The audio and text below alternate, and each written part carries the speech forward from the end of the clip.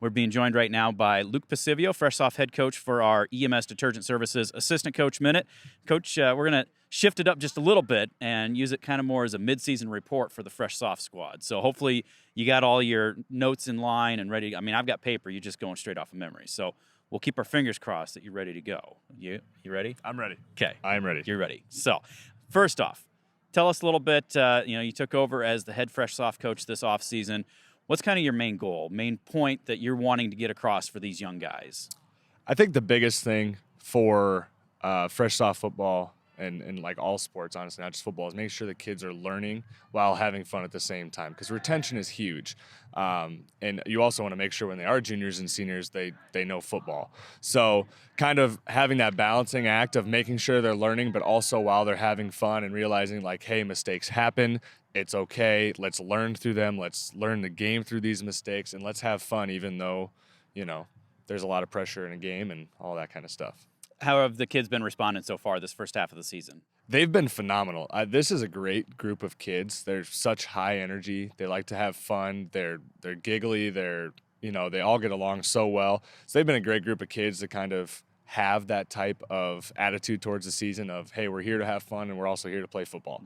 And this group's been fantastic at doing that. So, well, I bet it's a lot of fun for you the last 2 Friday nights, been able to see these guys go out in varsity action and try to put some things in. What's that like for you up in the press box and saying, that's my team playing in a varsity contest? I'll say I don't have any kids of my own, but it's definitely like a proud dad moment. Like, you whip out the phone like, gosh, if something big happens, I'm going to catch it. Like you do get excited. And then especially, when they're successful out there, even though somebody gets smacked after running 3 yards, I mean, that's positive yardage. And it's cool to see them go out there and have an impact in a varsity game and realize like, hey, there's not much of a difference between fresh Soph and varsity football. Like you're a lot more prepared than you think you are. Yeah.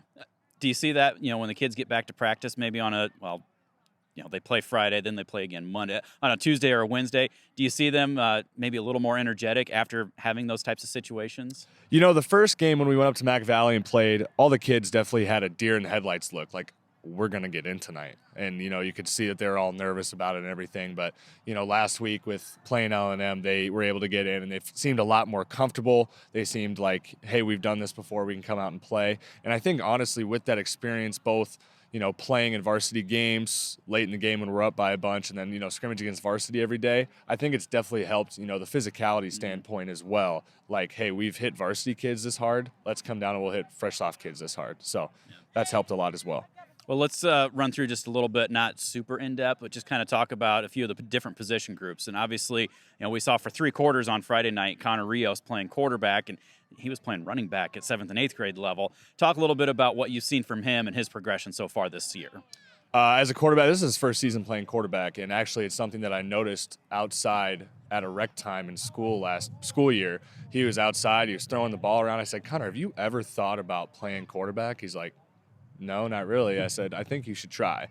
And, he was just putting the ball, and he's a great baseball player, so I know he had a strong arm, and, he's one of the best athletes in the class. So I'm like, hey, Connor, go ahead and let's give it a try. And he totally took that on, with a full head of steam. And, there was times, even early in the season, he was going ahead and saying, let me call the huddle. I want to make sure I'm calling stuff right. I want to make these reads right. And he's just probably been our best leader on the team.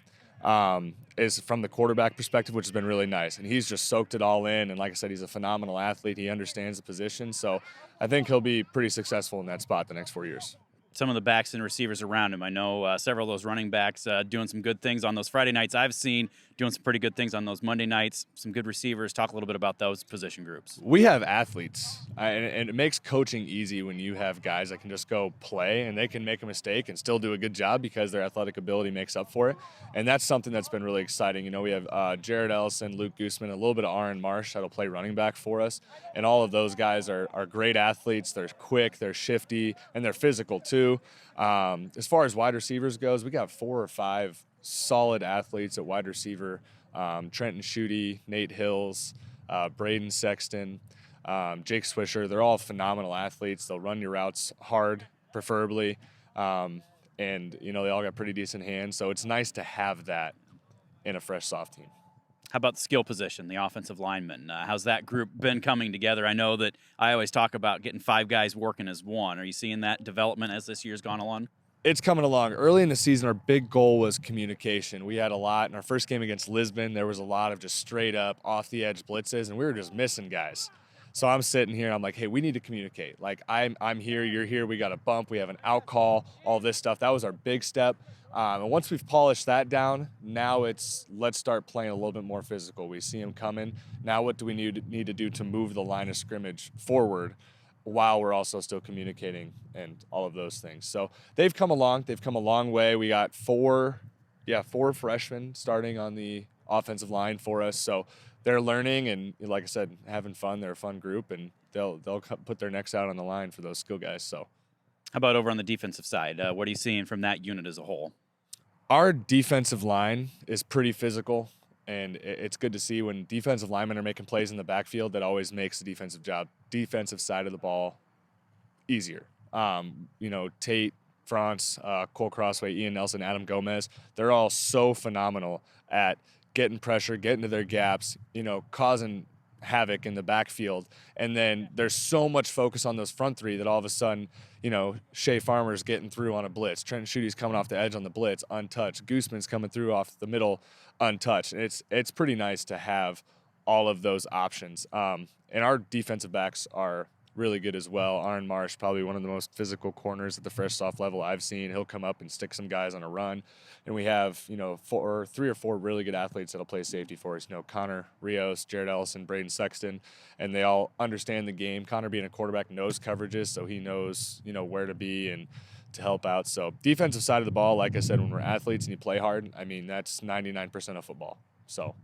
And then the forgotten third of the game, special teams. I know that's a spot where a lot of guys can really get their feet wet and kind of learn the game, understand what it takes to be out on that field. How are you seeing that area respond so far this year? We've done a pretty nice job overall in the special teams.